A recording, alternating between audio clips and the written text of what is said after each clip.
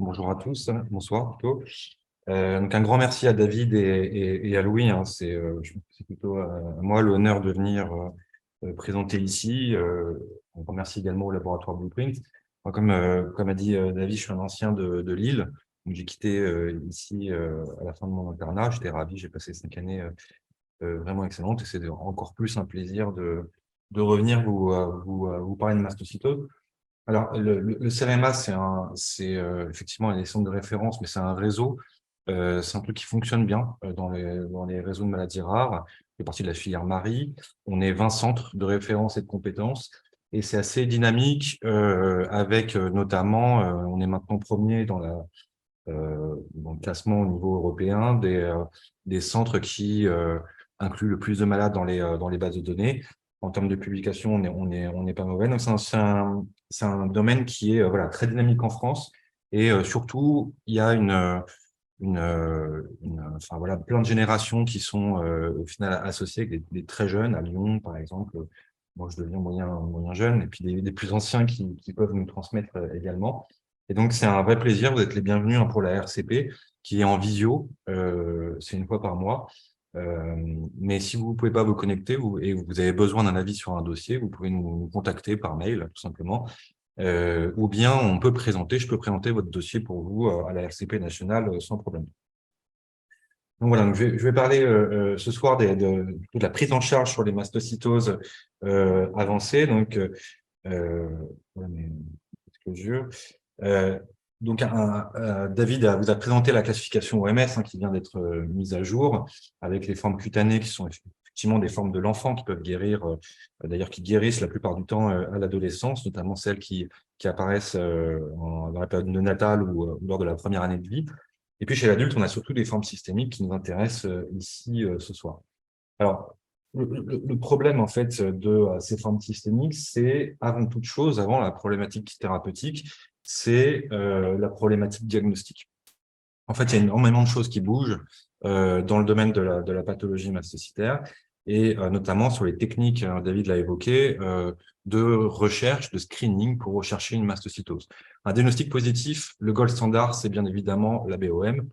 C'est comme ça qu'on fait un diagnostic selon la classification OMS. On peut discuter dans certains cas de faire des myélogrammes, et le problème du myélogramme, c'est qu'il faut avoir l'idée avant vraiment qu'il y a une mastocytose et prévenir son cytologiste en disant on recherche bien les mastocytes, parce qu'il peut passer à côté. Par ailleurs, il y a le fax, le phénotypage, etc., qui n'est pas forcément réalisé partout. Et donc voilà, donc la BOM reste le gold standard, on va dire. Voilà. Après, on peut discuter, bon, en certains cas, de faire simplement des myélogrammes. En hématologie, de toute manière, il n'y a pas trop de questions, c'est la BOM, notamment pour faire le diagnostic de SM-AHN. Et vous avez vu le dossier tout à l'heure, hein, la LMMC qui est JAK2, qui est 10 mutations, etc. C'est typiquement ce qu'on retrouve associé aux mastocytoses, avec des fois des MDS, MPNU ou des tableaux de LMMC. C'est vraiment assez typique, et ça, il faut faire une BOM pour avoir vraiment un diagnostic exhaustif. Alors, pourquoi je parle de l'absence de diagnostic de mastocytose en hématologie? En hématologie, en fait, et notamment en hématologie française, on ne fait pas de BOM, on fait des myélogrammes. Et ce qu'on s'aperçoit, c'est qu'il y a des indices qui nous laissent penser que des pays où ils font des BOM assez systématiques, notamment dans les MMC ou les myélodysplasies ou les MPN, MDS, MPN, etc., eh bien, semblent avoir un peu plus de diagnostic quand même que nous, probablement de découvertes fortuites, en fait, par l'ANA, pas forcément parce que le clinicien l'avait anticipé. Par ailleurs, on se base beaucoup sur le NGS, et là, David et Louis ont bien dit que le problème du NGS, c'est la VAF. Alors, quand on a une forme très avancée de mastocytose très agressive, etc., les VAF, elles sont effectivement à 8-10%. Alors, vous avez vu, c'est toujours sous-clonal, enfin, c'est quasiment toujours sous-clonal, la mutation KIT. Ça n'empêche qu'il a quand même répondu sur sa LMC avec un médicament, un inhibiteur de KIT, ce qui est quand même assez intéressant.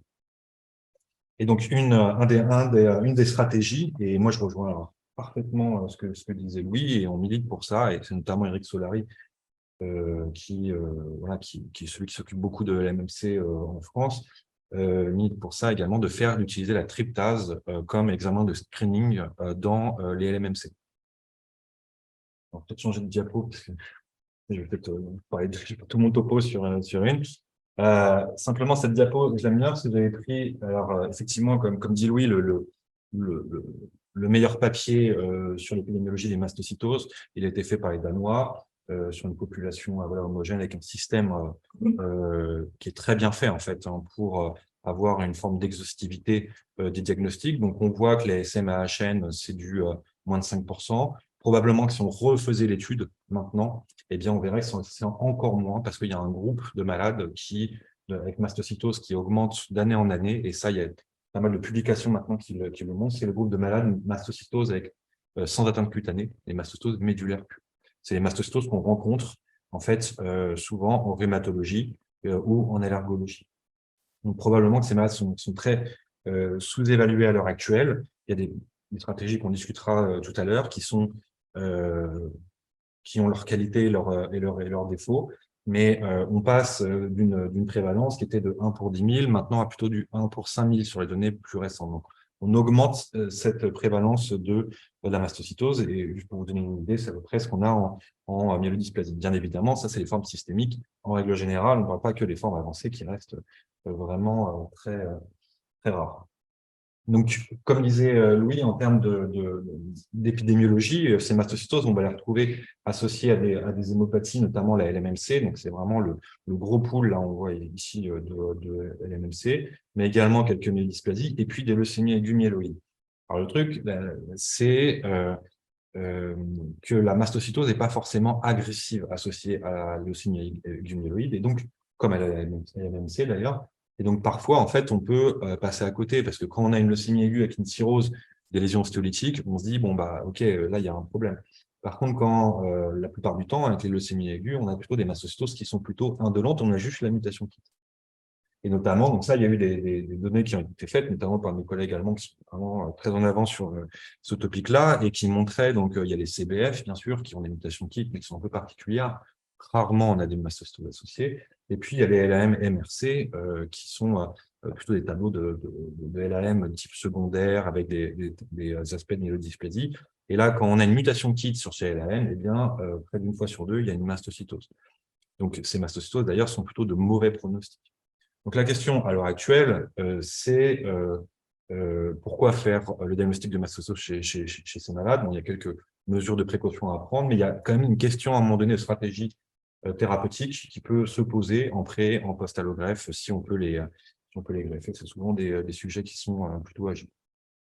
Donc, voilà, en fait, ce qu'on recommande, bah, c'est ce que vous faites pour le reste de l'audience. Donc, dans l'MC, on dose la tryptase. Et puis, quand il y a un warning, c'est anaphylaxie, hein, parce qu'ils peuvent faire quand même de l'anaphylaxie, même si ce n'est pas ceux qui en font plus. Des lésions cutanées, donc on a dit c'est plutôt rare, c'est 30%. Mais voilà, donc lésions cutanées, notamment au niveau des racines des cuisses, hein, dans l'urticaire pigmentaire, c'est souvent là. Donc, si vous examinez la peau, au moins examinez les racines des cuisses. Et puis, si on a une mutation KIT ou NGS, je pense qu'il faut, c'est-à-dire que les valeurs sont élevées, donc probablement qu'il faut quand même se poser la question de la mastocytose. Dans le cas d'une LAM-CBF, je pense pas, mais dans le cas d'une LAM-MRC, je pense qu'il faut peut-être faire la BOA, alors de manière délayée, éventuellement, on l'a fait après induction, etc., pour, si vous voulez, parce que de toute façon, il restera des mastocytes. Mais ça, en tout cas, nous, même si on est complètement hors AMM, eh bien, on va utiliser des muteurs de kits en pré, en post-allo, etc., pour traiter ces LAM associés aux mastocytoses. Donc ça, je vais passer. Et donc, je vais parler de la prise en charge thérapeutique. Donc, vous voyez, on a tous la même diapo. C'est obligatoire, hein, tous les topos de mastocytose en Europe, dans le monde. Enfin, c'est toujours la même diapo. Moi, je la trouve bien, cette diapo, parce que c'est l'ère pré-ITK. Et pourquoi? Parce que ça nous donne des repères de l'impact des ITK dans notre maladie. Donc là, à cette époque-là, on est en 2009. Donc, c'est les malades qui sont diagnostiqués en médiane à la fin des années 90. Donc, on a cladribine. En gros, interféron, des polychimothérapies, et puis un petit peu d'allogreffe. Et donc là, vous voyez, cette droite-là, ça va être un peu notre balise, on va dire, c'est les leucémies à masto. Les leucémies à masto, donc rares dans cette publication, et effectivement, c'est plutôt rare. On est un peu plus là dans les essais cliniques après, et puis surtout un pronostic vraiment catastrophique. Donc, comment on traite ces malades? Donc, déjà, la question. Alors, c'est la question de est-ce qu'il y a la présence de signaux C, c'est les C-finding, c'est ce dont parlait David tout à l'heure. Effectivement, toutes les mastocytoses associées à des hémopathies ne sont pas forcément très agressives. C'est une question, à un moment donné, de se dire, voilà, c'est bien de faire ce diagnostic. Peut-être que plus tard, ça sera intéressant de cibler cette mutation. Mais à l'heure actuelle, on traite que s'il y a des C-findings, c'est-à-dire s'il y a vraiment des signes d'agressivité de la maladie. Alors, vous me direz, dans les C-findings, il y a les cytopénies, et quand on a une myélodysplasie ou une LMMC, c'est pas simple de faire la part des choses. Ça, on verra tout à l'heure. Donc voilà, donc quand on a ces C-findings, donc, ou bien quand on a une leucémie à mastocyte, en général, les leucémies à mastocyte, même sans C-finding, on va pouvoir on va traiter de manière cytoréductrice. Et donc, on est dans le cadre des ASM ou des MCL, et donc les maladies mastocytaires agressives avancées pures. Donc, jusqu'à 2016, au final, il n'y avait pas grand-chose. Il y avait des petites phases de 10 malades avec des éditeurs de kits. Hein. En fait, on est très, très en retard sur tout ce qui est LMC, etc.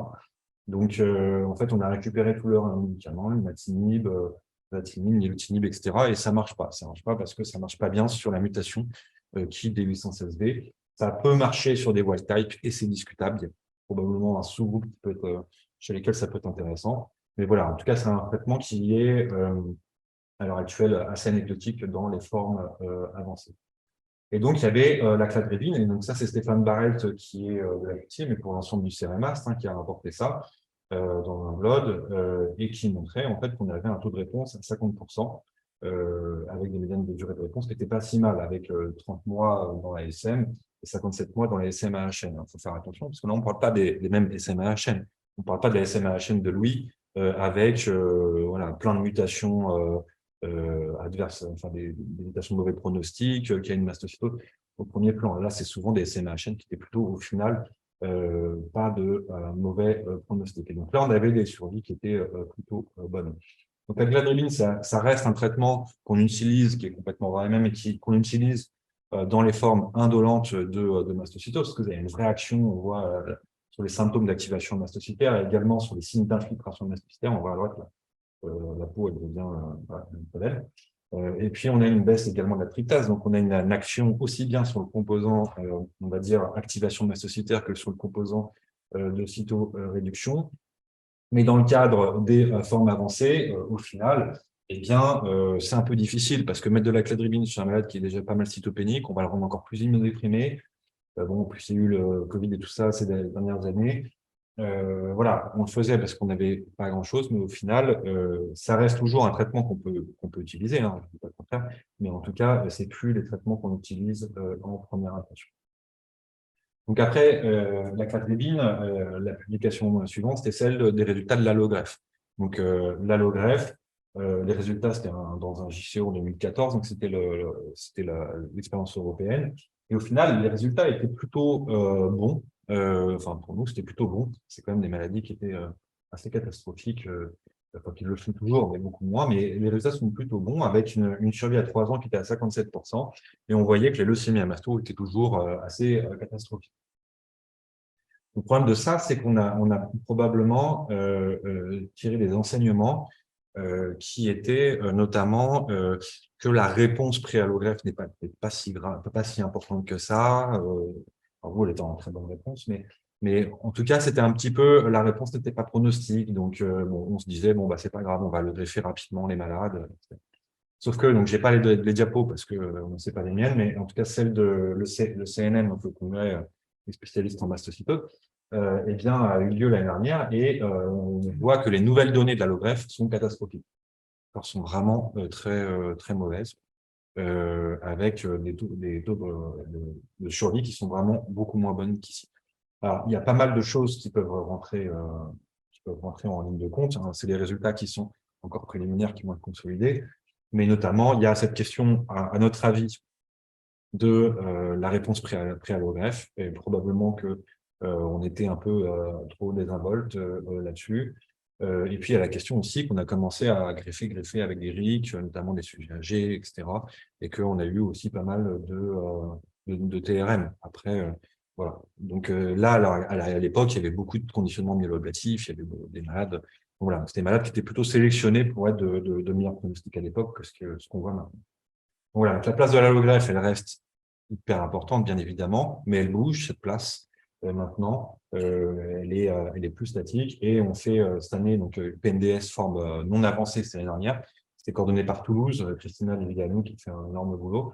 Et puis, donc nous, on s'occupe des formes avancées cette année où il y aura tous les hématologues, d'ailleurs tous ceux qui s'occupent de ces malades qui seront impliqués dans ce PNDS et on devra statuer de quand est-ce qu'on fait la greffe chez ces malades. Donc la première révolution, au final, c'est la midostaurin lequel donc, nous, on a commencé à l'utiliser en 2009, mais la phase 2 internationale a été publiée en 2016. Donc midostaurin, c'est pas un médicament qui a été développé spécifiquement pour la mastocytose, mais il y a vraiment une action assez importante sur la mutation KIT D816V, mais également sur FLT3. Hein, les hématologues le connaissent bien, elle était beaucoup plus facile d'ailleurs dans l'ADN que les mastocytoses. En fait, on était voilà, super contents. Pourquoi? Parce qu'on avait les taux de réponse. La majorité des malades, ils répondaient en bleu là, ou en rouge. On avait voilà, une majorité de malades qui répondaient à un ITK seul, alors qu'avant, on était avec la cladribine, avec la tox. Euh, et on avait des réponses d'ailleurs pour les ASM, les SM-AHN, mais également des réponses assez intéressantes, quand même 50% dans les leucémies et masto. Vous voyez, c'était une droite avant qui suivait l'ordonnée. Bah, au final, cette droite, elle va commencer à se décaler. Le problème de l'amidostaurin, quand on a une LM FLP3 encore, ça va, et puis c'est demi-dose, mais là, chez ces malades, c'est les événements indésirables, notamment au niveau digestif. Il y avait quasiment 80% des malades qui ont quand même des nausées, et quand on a des nausées tous les jours, et qu'on prend ça pendant des années, eh ben, c'est quand même compliqué en termes de tolérance. Et donc, quand on voit les courbes de survie, on voit que les ASM, là, bénéficient le plus de l'ITK. On voit que les SM à HN en bénéficient également le moins. Et on voit que les MCL sont plus ce trait-là, comme ça, mais commencent à se rapprocher. Donc, il y a vraiment quand même une belle efficacité de la midostaurin. Bon, même si la médiane de survie, elle est à 9 mois. Mais enfin, voilà, c'était une vraie première révolution. Et lorsque l'on regarde, parce qu'en hématologie, on a regardé les facteurs prédictifs de réponse, et lorsque l'on regarde les facteurs prédictifs de réponse, et donc les facteurs qui nous motivaient énormément à greffer tous les malades, et qui nous motivent d'ailleurs toujours à greffer les malades, c'est les mutations S, AR, donc SRSF2, ASXL1 et RUNX1, et c'est cumulatif, hein, le malade de Lou, il y en avait deux, donc on sait que c'est des malades de toute manière, ça va être vraiment catastrophique, hein, ceux qui ont des mutations.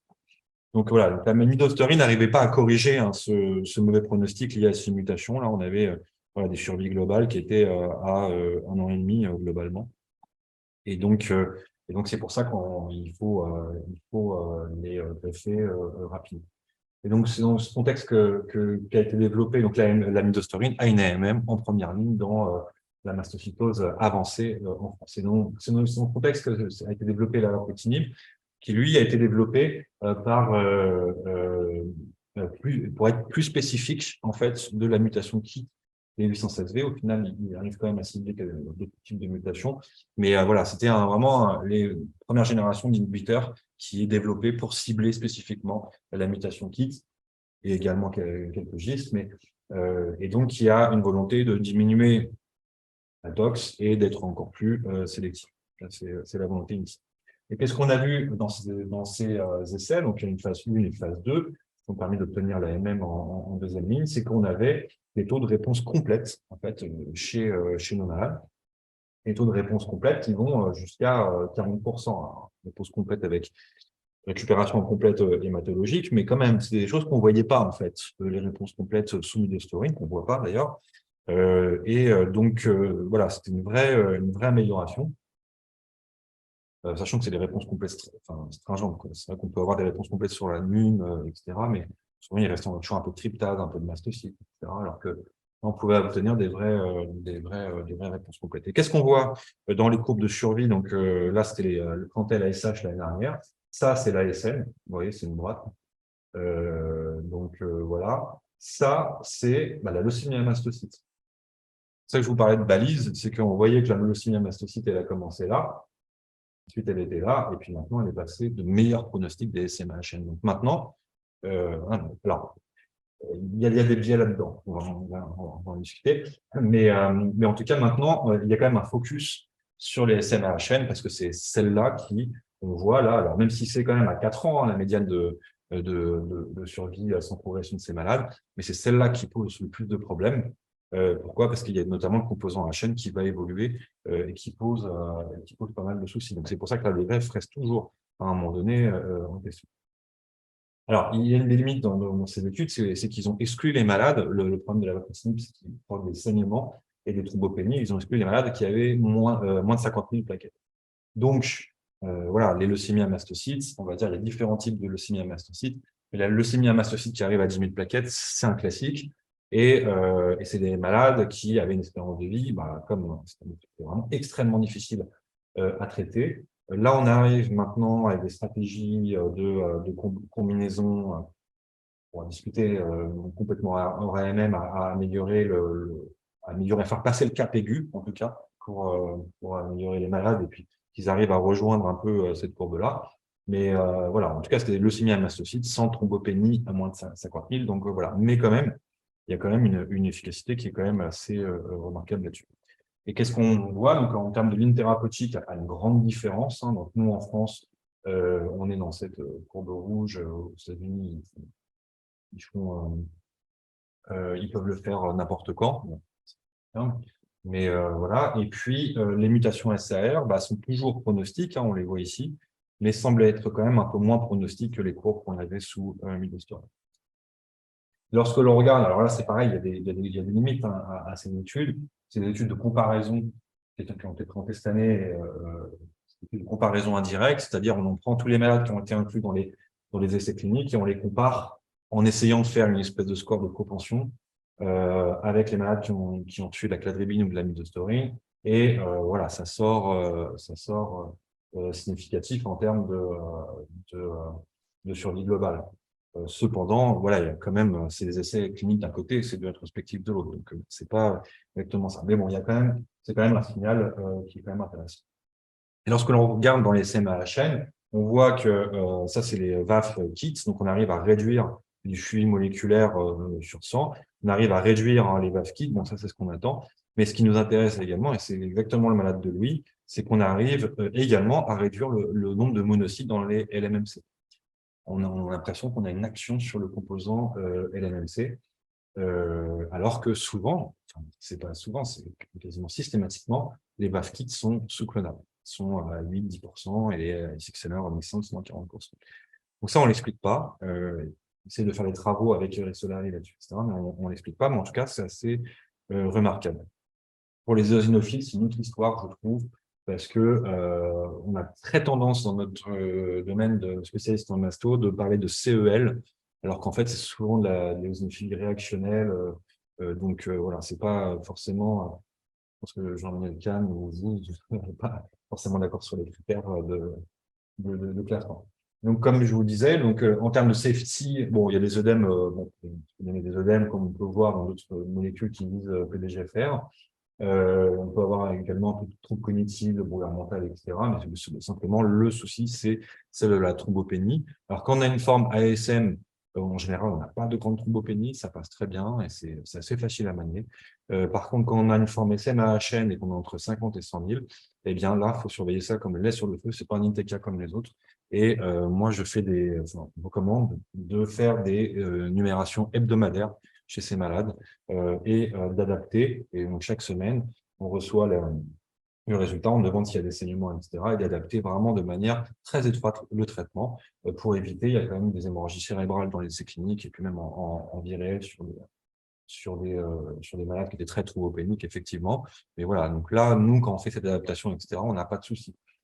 Sachant que les travaux qui sont menés par Maël Eblig, qui est un hématologue de Lyon, qui est enfin mené par lui en collaboration avec une équipe à Lyon, qui est une énorme équipe qui a son hémostase, et qui a montré qu'il semblerait avoir un déficit de granules delta, donc c'est-à-dire une thrombopathie en fait induite par la vapotinine. Et donc, voilà, qui pensait à la base que ce serait un peu comme le bouton, comme le BTK inhibiteur, etc. Mais en fait, c'est un peu différent. mais ça ressemble quand même. Donc voilà, à partir du moment qu'on surveille les malades sur la numération et dès qu'il y a des premiers signes hémorragiques, on suspend et on reprend, et bien au final, le médicament, il passe bien. Donc en AMM, on l'a misostoring, la pénicilline en deuxième ligne. On évalue de manière trimestrielle les malades. Au final, on les évalue de manière rigoureuse par mail, par téléphone, etc. On le met sous AVA avec des thrombopénies. Mais au final, bon, voilà, sous misostoring, en général, une évaluation clinique, elle peut être mensuelle, mais trimestrielle au niveau Stefaning, GS, etc. On fait une moelle en général. Donc voilà, pour décider si on continue ou pas le traitement. Donc, il y a toute une discussion à l'heure actuelle, savoir combien de temps on va laisser la midostaurin. Pour les ASM, probablement beaucoup plus longtemps que pour les SM-AHN. Donc voilà, sauf s'il y a des excellentes réponses comme dans votre malade. Voilà, et quand on a une SM-AHN, qu'est-ce qu'on fait? Eh bien, il va falloir déterminer qui pose le plus de problèmes. Donc, quand on a une SM-LAM, bah, c'est facile. D'accord. Alors, on peut discuter est-ce qu'il faut traiter ou pas la mutation KIT, enfin, ciblée. Quand on a le classique, c'est une SM-LMMC avec des cytopénies, bah, voilà, on peut se poser la question. Nous, on fait des blocs de dexamethasone parce que c'est un effet un peu de débulking et parfois on peut avoir des réponses assez rapides, notamment au niveau du pH général et parfois même des cytopénies sur le composant mastocytaire. Donc, ça nous donne une idée, en fait, comme dans les myélomes, même chose que dans les myélomes. Et sinon, on a tendance à traiter quand même plus facilement quand on a un doute, plus facilement le composant mastocytaire, eu égard à ces résultats, bien voilà, c'est important d'avoir reçu une ITK contre la mutation KIT. Et parfois, on peut être amené à faire des combinaisons.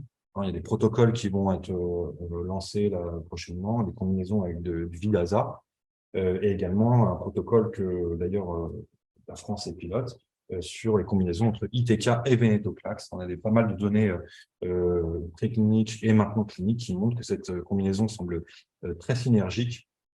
J'espère aussi synergique que dans la LAM.